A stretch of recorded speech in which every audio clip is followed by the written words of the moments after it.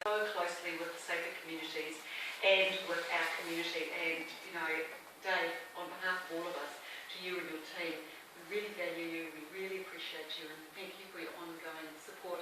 Give Dave a big hand, everyone.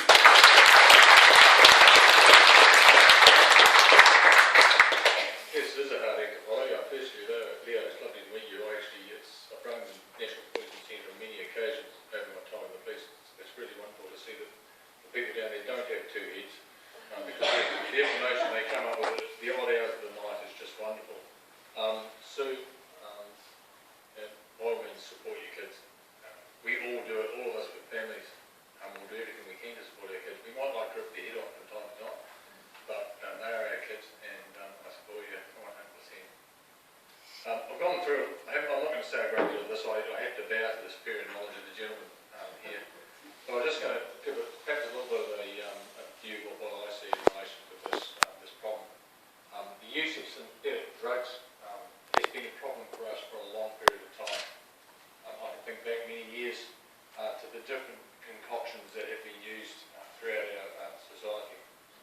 The latest innovation of the synthetic cannabis is no different at all. The people who manufacture and sell these items have no interest in the community. They only operate in the pure means of making a profit. On this occasion, the target audience for these people have been the young and vulnerable. In the past, drugs have been sold in backstreet operations or sleazy shops. The move to stock them in the local corner dairy has made them now available for everyone in the community. Looking at this from a purely policing point of view, which I can do obviously, and I'm allowed to do that. Firstly, in the area of crime, I did a check on statistics, and we all know that statistics can be manipulated to get any result you like. But they indicate for us locally that synthetic cannabis is not a major driver of crime. It's really difficult to give an accurate picture of exactly what offences are caused by people who use the substances. But the information I receive is the numbers, and I'd say pure numbers, are low. Put this in context, however, the information we've gained is perceptions of police officers who attend scenes. So I'm not going to say they'll be totally accurate.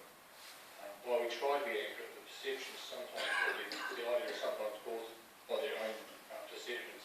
And sometimes, and often, synthetic cannabinoids have been used mixed with other substances, and maybe they'll be put down as the major substance in use.